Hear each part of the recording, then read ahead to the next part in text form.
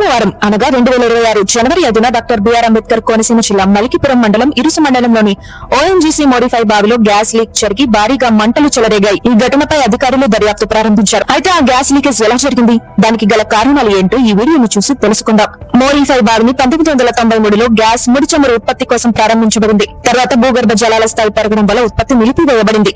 2024లో ఈ బావిని deep industries కంపెనీకి లీజుకు ఇచ్చారు.